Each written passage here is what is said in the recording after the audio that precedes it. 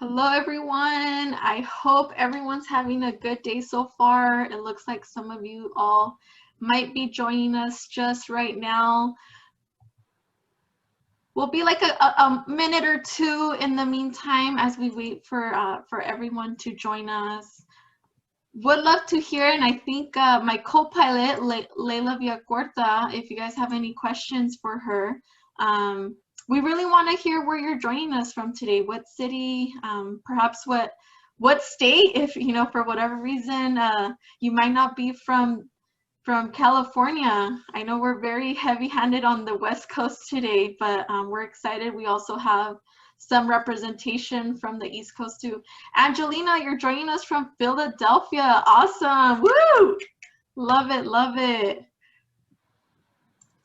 Where else are you all joining us from? Would love to hear from you. Well, as you guys add those in the chat box, I am very excited for this virtual roundtable. And this is really a great conversation for us to have, is really considering community college as an option. And one thing I definitely just want to put out there before I really get us started is, if we have any students or anyone in the Orange County area, my heart is with you. I know there's fires and heavy winds going on, so I hope you guys find yourself at home safe, and your families are safe too. So just needed to say that out loud. And wow, I don't know for our panelists that we'll get to introduce right now, but we have people from Palm Springs, from Orange. Very, very excited to see you all. And as a quick little reminder, we will be recording this session, and it will be archived on our YouTube channel. So once this session is over, we will be sending a follow-up email to all of our registrants. And any mention of any tools that are mentioned on here, whether it's links and so forth, we'll make sure that we provide that very nice and concise in that email for you all. But again, thank you guys all for joining us. A few little things I'd love to go over is our digital community guidelines is just something we love to just, connect with our students, our family members, and so forth. If you feel comfortable, we encourage you to turn on your video if you'd like for a more personal experience. If you're new to Zoom, which to be honest, these days, Zooming is a thing. Dr. Alvarado can totally attest to that, and Eduardo as well. But use the raise hand feature for whatever reason you have a question, and or perhaps you have a comment that you'd like to share. If for whatever reason that's not something you like to use, feel free to use the chat box for any relevant comments or thoughts. And also, if you have any questions at any point throughout the session, please feel free to add those on the chat box. And towards the end, we will have a live Q&A, and we'll try to get through as many questions as possible. And last but not least, we just ask for a respectful space, to really nurture a curious and collaborative environment with everybody. Again, we have some amazing panelists, and I just can't wait to get started. And without further ado, you're probably like, who is this person that's even talking to us right now? Has not said anything about who she is. My name is Denise Oved. I actually work with the TGR Foundation, a Tiger Woods charity, and I actually work as the Senior Manager of Programs. I specifically work with our Orwood Scholar and College Access programs within our organization. And today I'm just really excited to have you all here to get to know our panelists. And without further ado, I'm going to actually hand it over to our first panelist that is going to do an amazing job in giving us an understanding why community college should be an option that students should consider. So Dr. Alvarado, I'll hand it over to you. Hello, everyone. My name is Nelly Alvarado. I am the Director of Educational Partnerships at Compton College, and it's great to see you all. I love to see, I really, really, really miss the seeing students and helping students. So if you could all turn your camera so that we can see you, that would be great. I'll just give you a brief introduction. Like I said, Nelly Alvarado, I am the second of 3 daughters, so I do have 2 other sisters. grew up in Compton, born in Mexico City, raised in Compton, and was able to go to UC Irvine straight from high school, where I did earn 2 bachelor's degrees, one in psychology and social behavior, and the other one in criminology, law, and society. Because at the time, I did think that I wanted to be a counselor. I am not a counselor. My plans changed a little bit, but I do love working with students. So I've been in the field for about 15 years. I do have a master's in public administration and a doctorate in educational leadership from UCLA. But I'm here to talk to you all about community colleges, why it's a great opportunity for you all to take advantage of the resources available and how you can maximize it even while you're still in high school. Take advantage of taking courses if at all possible. So thank you so much for having me today. Thank you, Dr. Alvarado, for being here with us. And by the way, I have to say something. If there's something that really resonates with people on this call, snap those fingers. If you can't snap those fingers on a video, do it in the chat. Applause. I love reactions. But yeah, I just had to say that. And then let's hand it over to Eduardo Cervantes. Hello, everyone. Once again, thank you so much for joining us. My name is Eduardo Cervantes. I am the outreach specialist for Orange Coast College, but my journey through higher ed began when I was a little kid, right? Growing up. I grew up in the city of Orange, actually. I know some of you were from Orange. Grew up there my whole life. I went actually to 2 of my local community colleges because my parents always encouraged me, you need to go to school, right? It doesn't matter. We came here from Mexico for you to have an education. So we want you to go and, go to school. So I was able to do that. I transferred from my community college over to UC Riverside because I was gonna be a bio major and I was gonna go into medicine. But your journeys might also include this. I changed majors. Most students change majors going through your journey. I was able to change mine, and I then went to Cal State Fullerton. So I ended up getting my bachelor's in art education, but this whole time I was always working at the community college, first as a student, and then I received opportunities to actually work in an office, first in the enrollment center, and then as an outreach specialist in the outreach office. So I loved it so much, and especially helping parents and students understand higher education and understanding more than anything community college, because if your parents were like mine, they just didn't know anything about community college or university. They just knew it was important. So I'm here to, also share with you my experience, but some knowledge too regarding the community college system. So thank you. Thank you, Eduardo. A lot of amazing, successful people on this call today. So very excited. And let's hand it over to Georgina. Hi, everybody. I hope you're all doing well. So I personally, college actually wasn't my first choice. In high school, I was the black sheep of the family. I am one of 3 powerful little sisters. I actually started to look at certificates when I started out. I was like, I don't really care for college, but then I decided to attend Fullerton College for a certificate. And that actually changed my life entirely because high school wasn't my favorite school, right? But instead, at Fullerton College, I had so much passion. I had great opportunities, and that spurred my passion for community college. There's a reason we call it community college, right? Because we put community in that community college. So at Fullerton College, I decided to invest in my education, and I had decided that instead of a certificate, I was actually going to transfer over. So I am proud to say that I'm a Cal State Fullerton alumni. So all of my Titans out there, I can't wait to see you guys all as alumni. I'm really excited. It's a great school. And I had actually decided to graduate with sociology and criminal justice.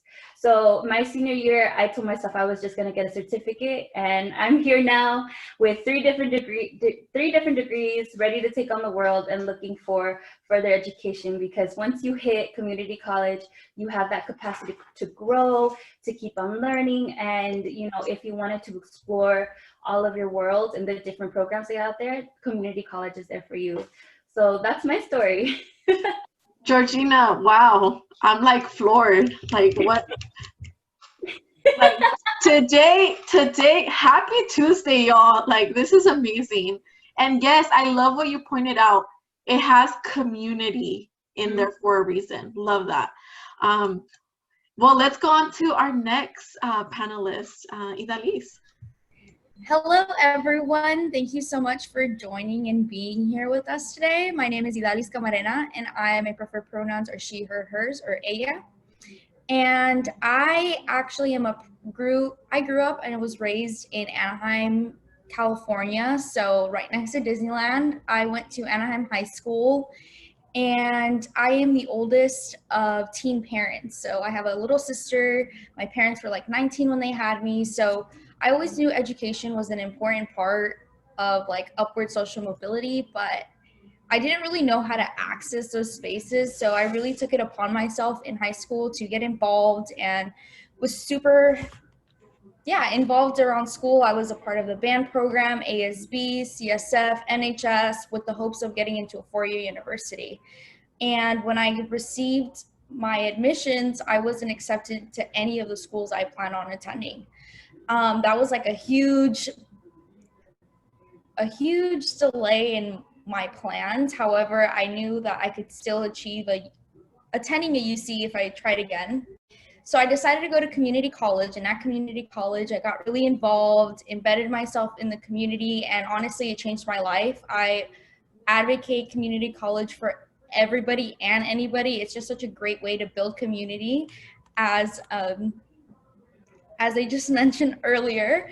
So I definitely recommend it. Now I'm at UC Berkeley pursuing a bachelor's in sociology with a minor in education, in hopes of destigmatizing community college and helping students pursue higher ed through their different routes, and always understanding that your route is different and education is power wherever you go.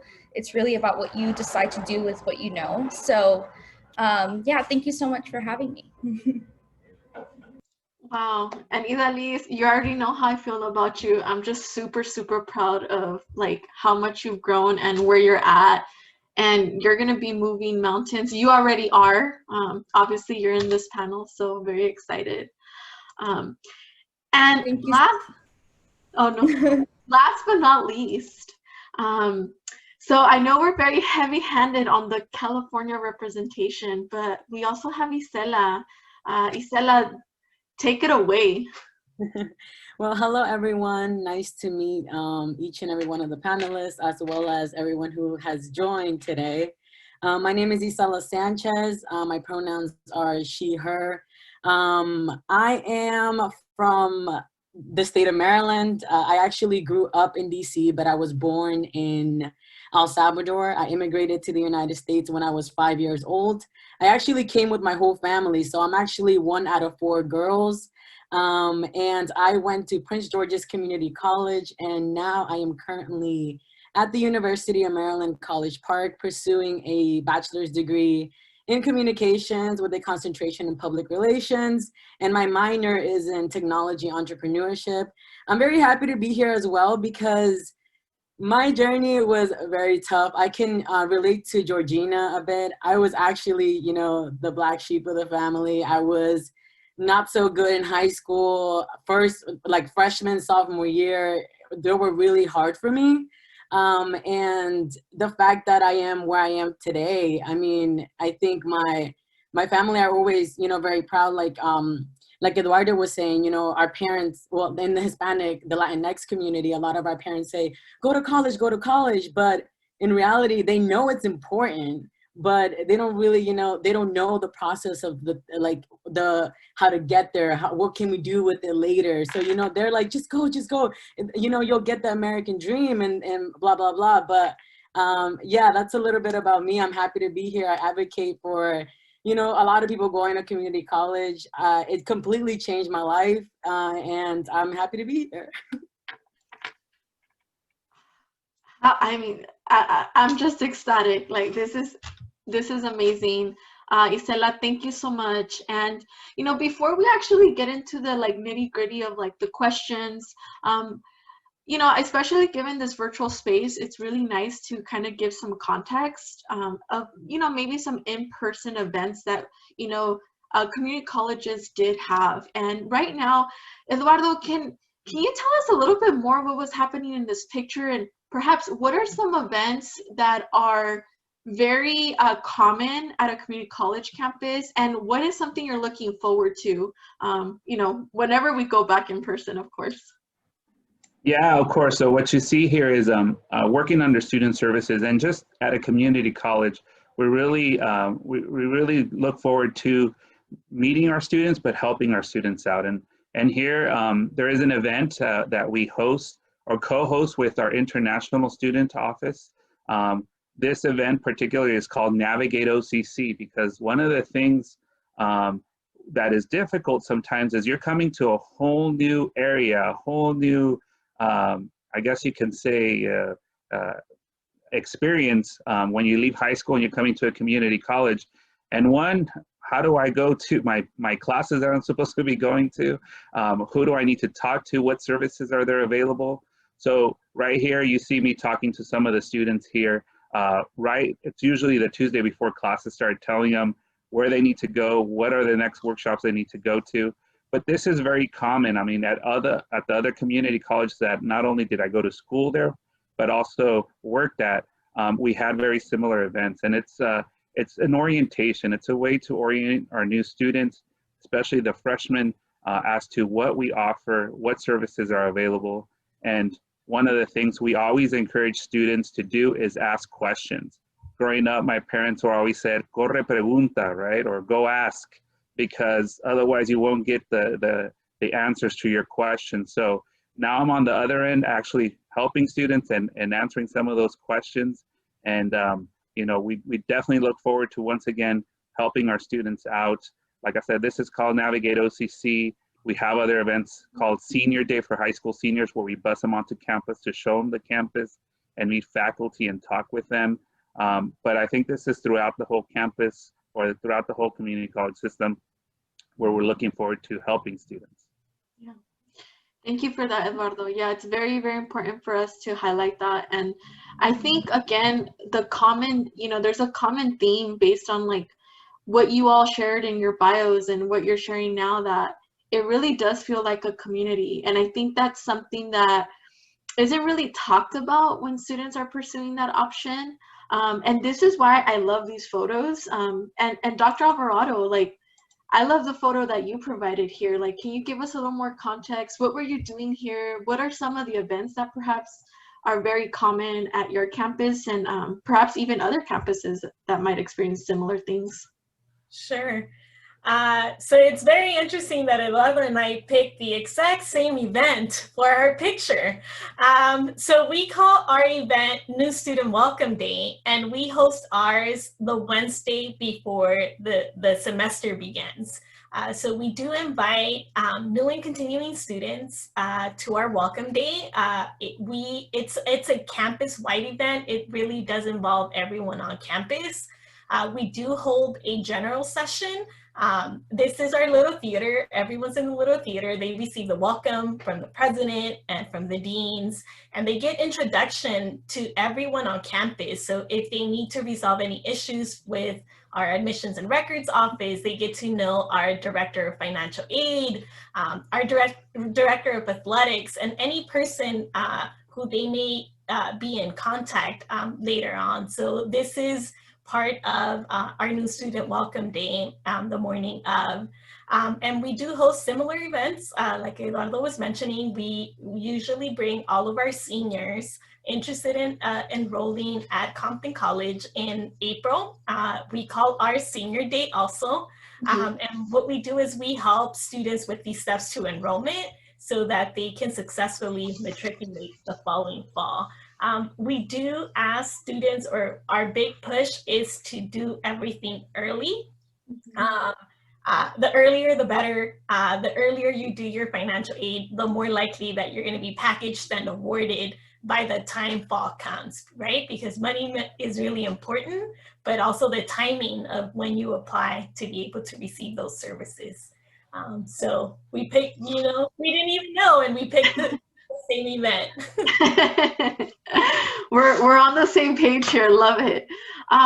Well, one of the things that we did do beforehand, so a lot of our attendees, or those that registered via Eventbrite, and there was a lot of similar questions and a lot of distinct questions, and we did our due diligence to kind of pick the top 3 before we handed over to live Q&A.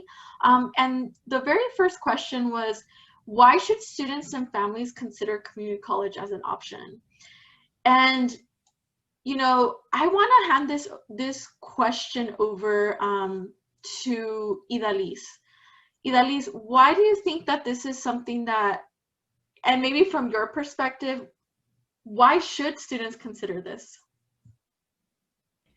I definitely think there are like different reasons why a student should consider community college. One being financial reasons. It's really cost effective to attend a community college. And not only that, you're kind of wiping out your GEs for a 4-year degree. So you save a lot of time. You also get to, where was I going with this?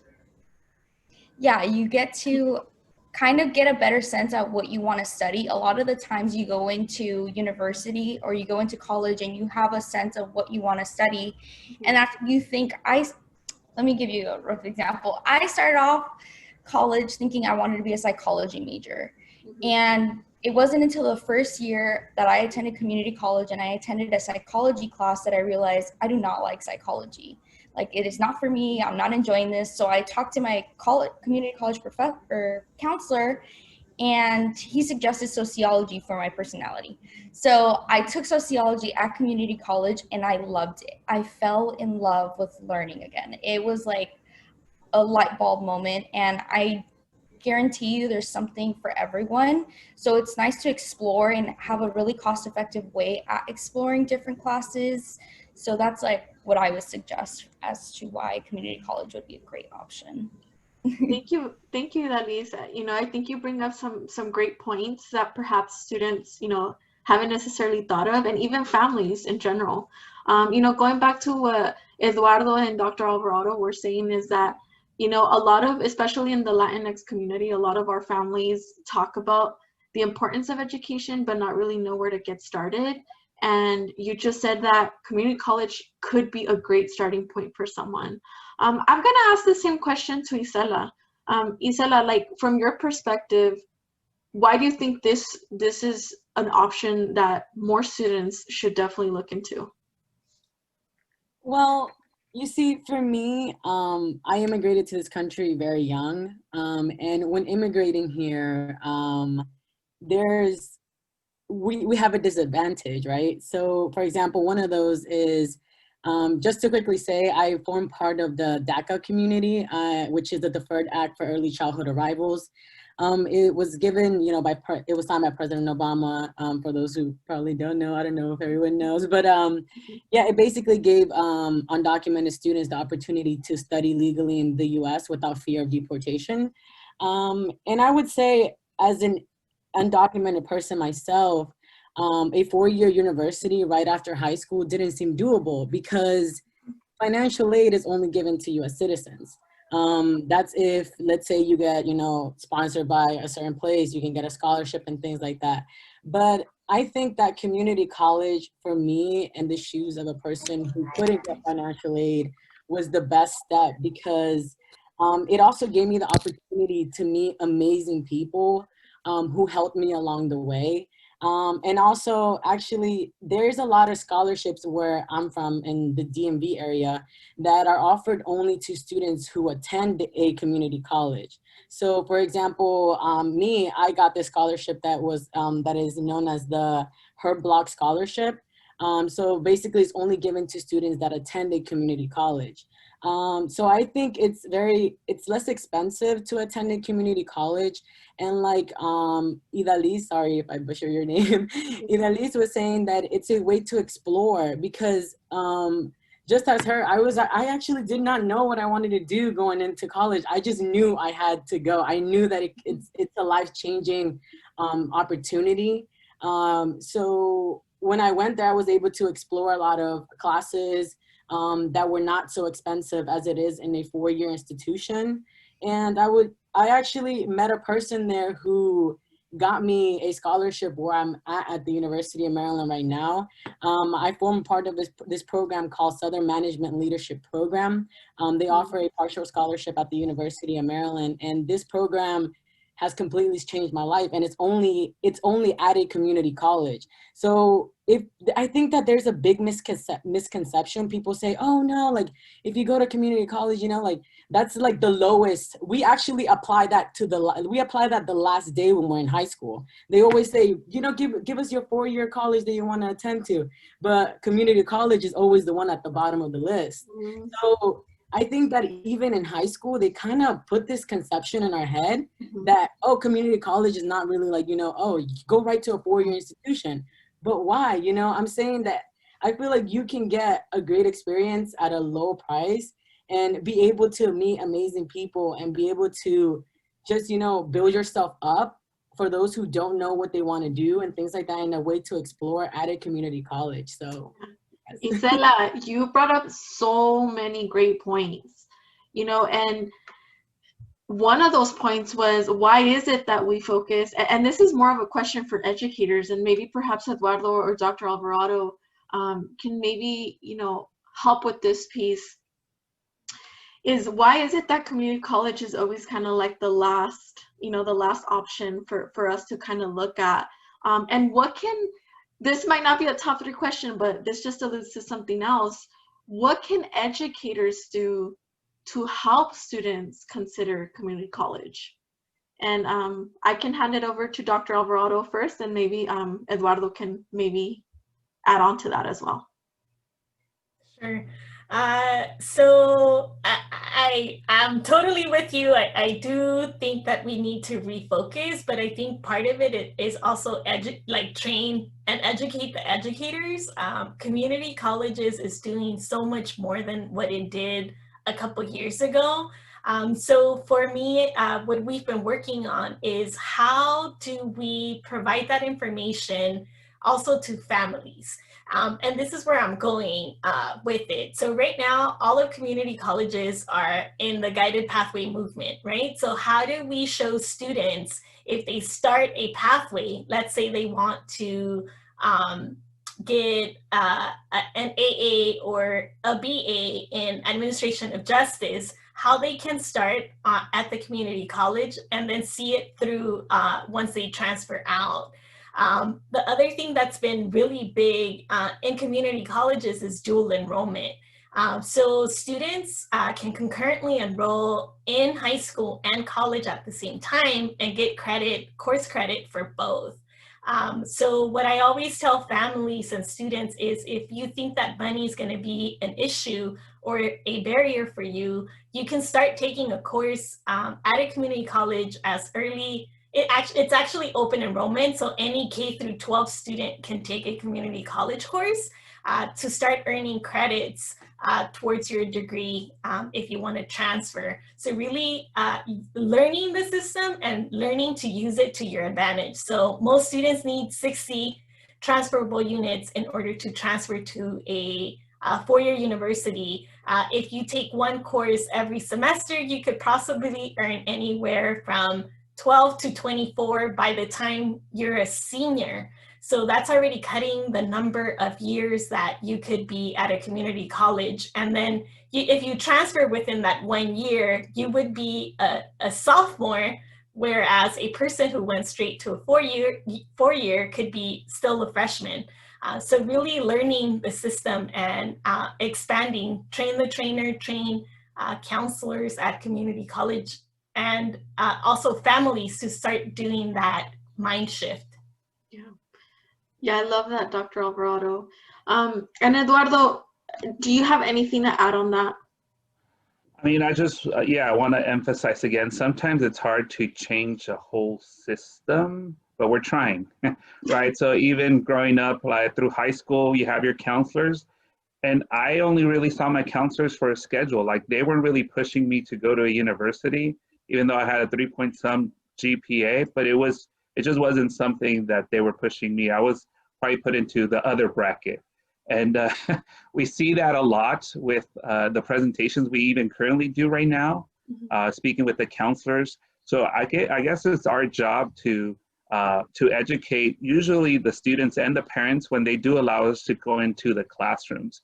Right now it's done virtually, but I could tell you when we were in person at these big, huge college fairs, anybody who walked through our table and said, what's Orange Coast College or whatever, you can put any community college on there. That was the opportunity for us to pitch why a community college, right? Because they might have a misconception of, oh, it's a 13th grade, only those students who never got into a university, or no AP students ever get into a community college because, it was what's ever left over. But it's actually, when we start talking to them about the importance and what we actually offer, that we actually offer the first 2 years of university work with the same instructors, with the same syllabus, with the same course curriculum, just at a fraction of the cost, and now even free, right? With most community colleges, not all of us, we all have free tuition. Then that's just another part of the pitch, I guess, of trying to change their mind, and hopefully we've educated them enough to be considering how a community college instead of that 4-year university. They can still get to that 4-year university, MIT, any of the universities. It's just a matter of just going through a community college and, getting, I always tell them, you can save your tuition for 2 years, your freshman and sophomore, and apply it towards a master's degree or a doctorate degree, because you'll save enough money to do so. Yeah, lots of great points, and I think that, even for myself, advising students through the college application process, I would say that I'm very heavily focused on 4-year universities. And, I think just being part of this panel, like I'm listening to what each of you have to say. And I think it's very important that we educate our families and our students so they can see like, okay, it's not just a 4-year route. And let's be real, like this is real talk right now. The pandemic has really shifted things for so many college institutions. Perhaps there was a student that had a 4-year institution in mind, but because of financial reasons or other personal reasons, they're really looking at community colleges as an option for them that might be best fit for their situation. So thank you all for all of those great points. I do want to, shift this question, this next question. I know, Georgina, you work both at Orange Coast College and you also attended, community college. What advice do you have for students that plan to transfer from a community college to a 4-year university? Get involved, honestly. So what I learned going into community college was to get involved and don't be afraid to communicate. I have a lot of great advisors that I even talk to this day that I have advice for things. They have different, things that they can involve me in. I think that was one of the best things. So I remember the first day we had a club rush, and I was looking around and I'm like, what are all these tables out here for? Like, why would I want to sign up for a club, or why do I want to sign up for a student org? It's just going to take up my time. And I remember one of my old friends, her name was Dolores, was like, you should really sign up for a club. And so that's exactly what I did. I actually signed up for a club called Latina Leadership. And that is actually what helped spur my passion for community organization, for higher education and spreading the word of community college, right? And ever since then, it just kind of launched off. I personally started going to organizations, started creating workshops. And while I was doing that, I was doing it because not only was I passionate, but I also didn't realize it, but I was building up my resume. I was building up everything to transfer over. Because when I would go and talk to a school, or when I would go ahead and apply and they would ask for my involvement, I wrote it all down, because I was starting so early on in my community college years. And I also highly recommend, staying close to faculty members, to counselors, to any person that you personally, want to talk to in your classes, because those are future letters of recommendations. Those are future opportunities for you to go ahead and, broaden your network. And instead of starting from the beginning, you have these different connections. And I remember the first time I went into my professor's office hours, I was shaking. I was like a chihuahua, because I'm like, oh my goodness, like there's this professor, like he's up here and I'm like right here. But I actually got to know them really well, and they are my mentor to this day. And not only just a mentor, but a friend to talk to. So those are my two biggest pieces of advice. Is one, get involved. It'll change your life. You'll get a community, you'll get a network, and you're going to strengthen your professionality, and you're going to strengthen yourself. And two, don't be afraid to talk to mentors, faculty, staff, even if it's somebody like a specialist. Don't be afraid to communicate with them. They have been to your shoes before. They know what college is like, and they're here to support you at the end of the day. So those are my two things to definitely tell every single student, and I will tell them every single time. Get involved and talk to your faculty members. Thank you, Georgina. Hey, and like I tell students, what is the worst thing that can happen if you ask? You might get a no, but guess what? Bright side, you might get a yes, right? So great point. Isela, I also want to ask you this question, especially now that you're at UMD, in a quick, like one or two, like what's your top advice for students that plan to transfer and going through that process? Well, I actually was writing them down while they were talking. So I would say one of my top advice, like Georgina was saying, don't be afraid to ask people to be your mentors or people to explain to you how the process is. Because I was actually that person in community college where I was like, oh, I didn't even want to raise my hand, or I didn't even want to ask this. But I would say that mentors are a very big part of being successful in college, to me, like a 4-year institution that I am right now. But another thing is to surround yourself with a good group of people. I feel like right now at the University of Maryland, I wouldn't have gotten involved the way that I am virtually, because getting involved virtually is so hard. It's so hard, especially at a university of like that size. We have thousands and thousands of students trying to, get involved and things like that. But because I am part of a program there, a scholarship program, I'm able to, have different resources.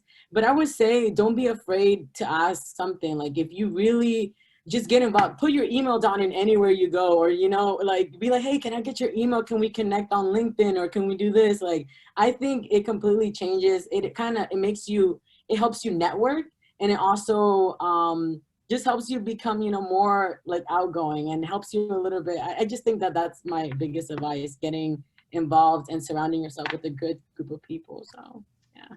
Thank you, Isela. And Idalis, anything you'd like to add to that? Yes, actually, thank you, Isela and Georgina, for giving out some really great pointers. One of the things that I would definitely recommend is find a program on campus that can help give you resources to transfer and provide you with like information, people. So for example, EOPS or Puente program. I'm not sure if y'all have that, if y'all have access to it, but at your community colleges, but I definitely recommend getting into a program that does offer just guidance on the overall college process. College is still scary being a first generation, whether that's at university or community college. It's a new environment, it's a new endeavor. So you really surround yourself with people and mentors and teachers and faculty who have the same interest in mind for you, and definitely keep the vision of transferring. Do not let that vision go away. Like just keep working at it and great things will come to you. Love it. Thank you, Idalis. Appreciate that. And for the next question, I'm definitely going to refer to our experts. What does the financial aid process look like for students at the community college level? Of course, I understand this could vary from institution to institution, but what are the basics that students should have in mind as they're applying? And maybe Eduardo, I don't know if maybe you can get us started, and then Dr. Alvarado, if there's anything you'd like to add. Sure. We definitely encourage students to apply for financial aid. I did it when I was in school. The form that everyone will hear about is FAFSA if you haven't done so, whether you're in California or outside of California. That's just because it's a free application for federal student aid. And California, if you fill out a FAFSA, most community colleges are looking for you to fill out a FAFSA and also give you free tuition, because FAFSA is just a report basically of your or your parents, guardian, supporters' income to see how much they can help out, right? Whether it's a community college or a university. So I encourage you to apply. It's open now. The application opens now. It closes on March 2nd, just so that you have the most available aid to you. You should apply by March 2nd. But a student sometimes thinks, oh, I missed the March 2nd deadline, I can no longer apply, and that's not true. Apply, at least at a community college, you can apply at any time. But to get the most, you need to apply by March 2nd deadline. And especially if you're in California and you're a dreamer, then in order to get any aid for those students who don't have residency, you should also apply for the California Dream Act. But you definitely want to apply. I mean, like I said, what does it hurt? Nothing. I mean, if they say, oh, you didn't get any financial aid from the federal government or the state, then that's when us as community colleges, like at least at Orange Coast, we're giving you we call it our Pirates Promise because we're the Pirates, but we're giving you free tuition because you didn't qualify for any of that other aid. So we're going to give you free tuition for 2 years, right, to cover that. And most community colleges are now doing that exact same thing. So it's to your benefit just to apply and have an application in. Even when I was going to Cal State Fullerton, even though I didn't qualify for one of their grants, because I had good grades and I submitted a FAFSA, they said, you know what? Because of those two things, we're going to give you a grant from Cal State Fullerton to cover some of your tuition, right? So it always helps to just fill out any free application for federal student aid, the FAFSA, and any scholarships as well. Love that. Dr. Alvarado, is there anything you'd like to add? I mean, he said everything for financial aid. It mostly applies to all community colleges. We also have, we call it our Promise program that waives an enrollment fees for 2 years. The thing that I would just add is that for financial aid, unlike the UC or Cal State applications, you can add up to 10 schools. So even if you don't know which school you're going to end up at, or if you're unsure about schools, you can add on 10 schools and it'll send that information to the campus financial aid office so that they can award and package you. So I would say always, always, always include a community college or your local community college, just in case your plan A doesn't work out. Yes, thank you both for that. And Isela, I actually do want to ask you a question because you were very open about this. What tips or what did your process look like, given any dreamers or DACA students that we have on this call? And obviously, Eduardo said it best that in California, we have the California Dream Act, but given that you're in the East Coast, that might look a little different. Yes, it actually did look a little different because I actually lived in Washington, D.C., which is not a state. I lived there. So basically I couldn't get in-state tuition at the University of Maryland because I was technically considered an out-of-state student because I graduated from a DC school. But I actually ended up moving here. But even after I lived here for about 4 years and graduated from a community college, got my associate's degree there, they still were not trying to give me in-state tuition at the university. But it's because they tend to do this for a lot of undocumented students. there was a big process. I went months, actually. I appealed decision after decision. I was like, no, I lived here for a while. So to me, to get to the University of Maryland, and it has been a ride. It has been a struggle because we don't have the same resources as other students with the citizenship do. For example, when I was in high school, I applied to 15 colleges, actually 15 universities. I got to only 5, I got into 5 of them. And all 5 of them did not give me 1 penny to go to school. And majority of them were also private schools. You see, in high school, I was advised to apply to private schools because they assumed that private schools had the money to give to undocumented students because we can't get financial aid. So the process was hard. I applied to so many scholarships, but a lot of them are also only geared to US citizens. So I feel like for those students who are in the shoes that I am, that are undocumented, I would say don't lose hope, because when I was in high school, I remember I was crying. Like, I literally got my decisions back. I started to cry because I was like, all my friends are going to a 4-year college. They have their life set, and here I am, a person who's undocumented. I don't have anything. I'm just sitting here like, what am I gonna do? What am I gonna tell my parents? And my parents were so hopeful to see me go somewhere. And the fact that I actually applied to community college the last day before they closed registrations at community college. And I think that it was God's plan.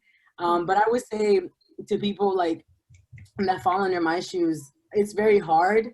But if you actually are open about your story, I'm telling you, you're going to find great people who actually want to support you, who fall in the same boat as you. Because I'm going to be honest with you, the program that I'm talking about, which is Southern Management Leadership Program that gave me a partial scholarship at the University of Maryland, I wouldn't have gotten in if I did not tell a friend. For example, those introductions you do in class when you're like, hey, everyone, first day of school, you're like, hey, everyone, my name's Yes, yes. I was open about my story, and I told everybody, look, I'm a DACA student. I came here when I was very young. And I remember this girl, she comes up to me, she's like, hey, hey, Isela, I have really good resources for you. I actually am a DACA student myself, and I do this outreach in the community college. And she told me about this program. And this program changed my life completely. I wouldn't even be at the University of Maryland without the mentorship that I got at that program. But I would say, don't be afraid to share your story. I mean, your story makes you who you are.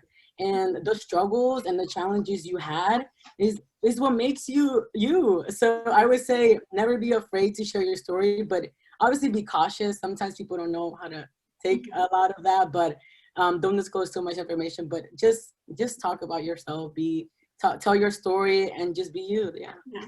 You're getting so many snaps, applauses right there. Yes, a lot of great points, Isela. And one of the things that I just wanted to point out is, and if you're not familiar with that, I just quickly typed it in.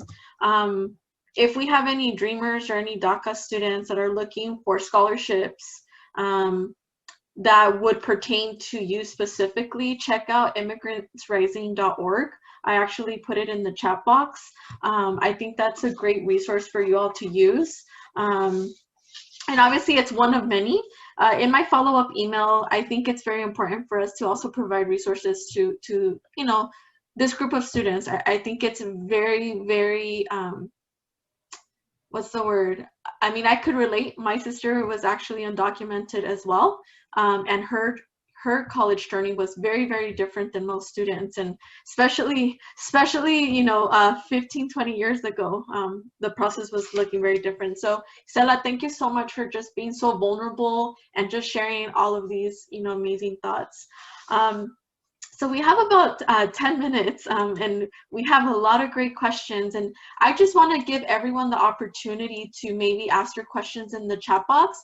If you have a specific question for a certain panelist, feel free to use this time right now to add your question in the chat. But I'll get us started in the meantime with an opening question while everyone types things out. And I think this is something everyone's curious, and I chuckle because I'm pretty sure we've been asked this question so much. And I'll hand it over to Dr. Alvarado first. What type of support system are you providing to students at your campus during this pandemic? Obviously, things have changed drastically, and they're changing every single day for us. So can you talk a little bit about that? And then Eduardo would love to hear what your institution has in place as well. Perfect. So yes, at Compton College, we do have what we call alternative resources. What we're doing right now is if students do not have a laptop or Wi-Fi, what we're doing is we're providing loaners. So we are loaning out laptops and Wi-Fi hotspots to our students. All they have to do is request one. We do have a form online where they can just go and request it, and we do ship it out to students. Some of the other things that we have is we have meal deliveries. So what you will see is in a lot of the community colleges, the need for basic needs are really high. And it's not just across community colleges, it's also in four-year institutions. So the need for meals, students can sign up every Wednesday to receive 10 meals a day. So we do have a partner every table, or they can get a gift card for Grubhub where they can order the food. We're also providing housing subsidies for students to be able to pay their rent if they need to on a first come, first served basis. And we also partnered with Equity. And what they do is that application is for any type of emergency or funding that students may need. They type in the app the type of request that they're making and the amount, and it gets evaluated. And if they're eligible, they get money to help support them through that process. So those are some of the things that we're currently doing at Compton College. Wow, they sound like amazing resources. I'm very glad that students have that support system. Eduardo, I could only imagine you guys might be doing some similar stuff. If not, like what are some things that you can talk about? Yeah, definitely.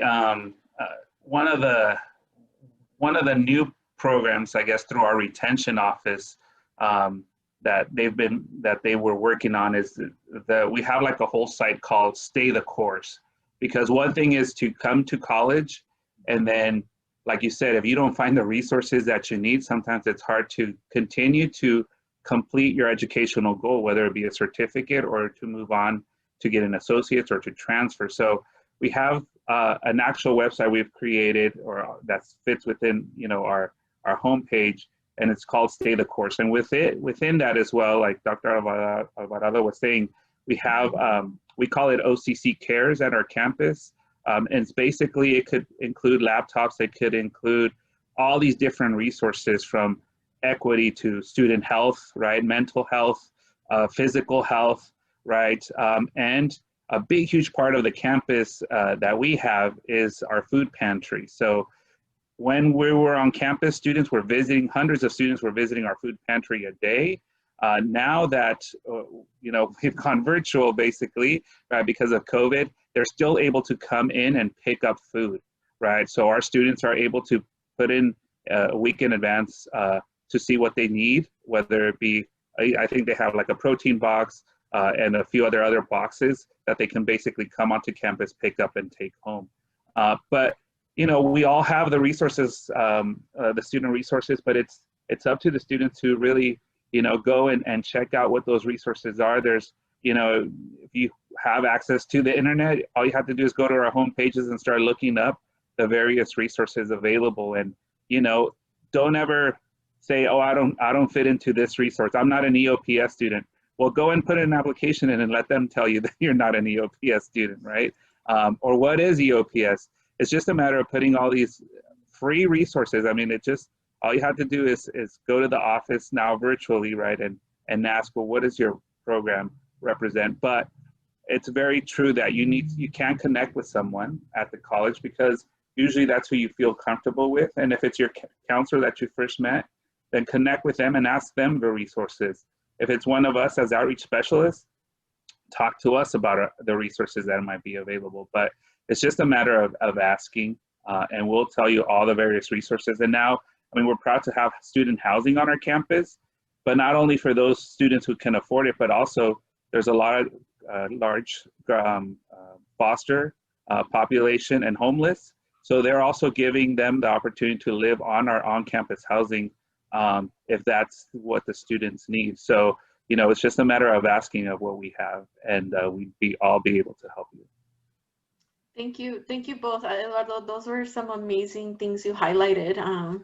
And you know, another thing that I just see is a lot of self-advocacy is just super important. And it doesn't really matter if it's community college, four-year university, just ask, put yourself out there. I think that's super, super important to know. So thank you for all of those resources. We did get some questions in the chat. So there's one specifically for Idalis. It says, Idalis, did you ever feel that you missed out on the college experience at UC Berkeley since you haven't been like physically there? Yes. Or you didn't attend all 4 years? Sorry. Yeah, no, it's okay. Transferring really does open a lot of doors for you in terms of building community at community college, but once you're transferring into a university, it's a little more challenging because you kind of have to understand the culture, understand the city, meet new people, and meet new faculty in the matter of only 2 years. So it's kind of like you're a freshman and then a senior. So like you're missing a whole lot of years in between. So yeah, I definitely feel like I'm missing the college experience. I was there for about a year and I got to experience Cal for a bit, but now it's virtual. So yeah, unfortunate, but our life circumstances right now. Yeah. Well, thank you so much for sharing that, Idalis. And look, I know time is we're very close to time right now, and I do want to be mindful of everyone. I do want to ask one last question, and perhaps to kind of wrap all of this up, from each of you, you know, briefly, can you share, like, what is one takeaway that you hope that, whether it's someone live right now listening to us or someone in our YouTube channel listening to us, like what is one takeaway that you hope a student or a family member or perhaps even educator to take away in regards to community college in general? And we'll go ahead and start with Georgina. Georgina, would love to hear from you. My thing is, this is not a race, it's a marathon. Don't forget that you can change majors if you wanted to, because if you're not in what you love, you have that opportunity in community college to change it. And like I said, it's a marathon. With marathons, you know, you're constantly practicing and you're growing as you constantly practice, and community college is the same way. A lot of the times I hear from students and parents is that, you know, you got two years to transfer, 2 years, y vas. You're done. Mm-hmm. But we need to realize that it's a marathon, you know, and we need to take that as an experience. You know, when I was in community college, we took the test, and I remember because I scored really, really low. Mm-hmm. And I was really bummed out because I'm like, oh my God, it's gonna take me like forever to transfer over, and you know, I'm gonna be like 30 when I transfer, which is totally not true. Mm-hmm. But it was that rhetoric that I heard in my head. But what I kind of realized was, you know, I get to kind of take this time and take courses that I enjoy. And like I said, at first I wanted to go in with just a certificate. I only wanted to do 6 months of school and I was out.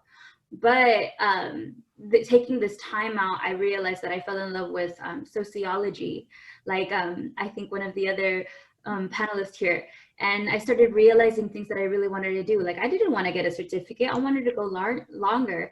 And that was the start of my marathon, you know. And I think we all need to realize that, you know, even if you go to a 4-year, even if you go to a 2-year, you know, no matter what in higher education, it's a marathon. You know, doctors don't become doctors in 4 years. They become doctors in the lifespan, in their own lifespan. So never forget that. Never forget that community college, higher education is a marathon. And just like every marathon, I don't know if y'all are runners. I'm kind of a runner. I prefer walking, I guess. But just never forget that, you know, this is your journey, make it your own and make it your own marathon. Thank you, Georgina. I love that. And FYI, I'm totally not a runner. Isela, I run too. Isela, any like closing quick thoughts? I know we're a little over time, so I apologize to everyone. I'll make it brief. So to everyone here, especially to those in high school right now, I would say don't beat yourself up if you fail. If you don't get to where you want to be, like if you don't get to the first university that you had in mind, don't beat yourself up for it. I read a quote that says, it doesn't matter where you're coming from and it doesn't matter where you start, but it matters where you are going and where you end. So I think it's always important to always keep that in mind, that there's going to be barriers difficult to circumvent in life, but you always have to keep your head high. And like Georgina said, take your time. It's a marathon. Don't push yourself to believe that, oh, you have to finish your bachelor's degree in 4 years. If you switch your major, you switched it. So what? I mean, I feel like you have to enjoy the journey. As long as you loved it and you love what you're doing for your career. And if you want to switch your career 5 years into it, go for it. I just say that as long as you love it and you take care of your mental health, because it's important, and take care of yourself. That's the biggest thing that I want you guys to take away from here. Yeah. Yes. Drop mic. Drop mic moment right there. Thank you, Isela. Idalis, what last minute thoughts do you have? Oh my goodness. Georgina and Isela just like nailed the head on the hammer. That was beautiful. Definitely do not compare your journey to anybody else's timeline. Your timeline is unique. Your endeavors are unique. Your obstacles are unique to you. Your story is unique. And you need to take pride in that and push to see your best self grow. Education is about empowerment. It's about self-growth. It's about doing what you love to do, not doing it for other people. So take community college as a way to explore, to learn more about yourself, to learn more about your interests, to meet new people, make community. And I think when you start to embed that and really nurture that relationship with community college, your life really starts to flourish and you really start to open doors that you never thought you would be able to. So just keep pushing. If your plan A doesn't work, go to plan B. If that doesn't work, go to plan C. Just keep going, no matter what. Thank you. Thank you. And then Dr. Alvarado, briefly, any thoughts, last minute things you would like to share? Yeah, I would just like to say, start researching your local community college as an option. And once again, like everyone always said, you don't have to be the smartest person in the room. You do have to be the hardest person working in the room. So as long as you keep pushing, it will come through. You'll accomplish it. Yes. And last but not least, and FYI, we had a great group of strong women, and Eduardo, thanks for being the only man on this panel. I appreciate you for so many things. Eduardo, what thoughts do you have? No, thank you. Thank you once again for allowing us to be here and use this forum. What I would just say is find your passion, and like it goes to whatever everyone already said. It's going to take a little bit of time. You might have an idea coming in, but really, follow your dream. That's one of the things too. I know your parents have dreams for you, which is great, but you're the one going to the school. You're the one who's doing the work. Find your passion, and you will then find a job that you enjoy doing. And at the end, it's what's going to matter, right? Doing something that you enjoy, and that's the same for college. Find where you want to go, not where they tell you you should go, right? So it's just a matter of finding yourself and asking yourself those type of questions, and you will reach your goals, your academic goals that you have put out for yourself. Yes. Well, thank you, everyone. And thank you for everyone that stayed a little behind. We're sorry we're a few minutes over, but just so much amazing information was shared. I'm super appreciative. The foundation is super appreciative for this panel. Thank you so much for joining us today.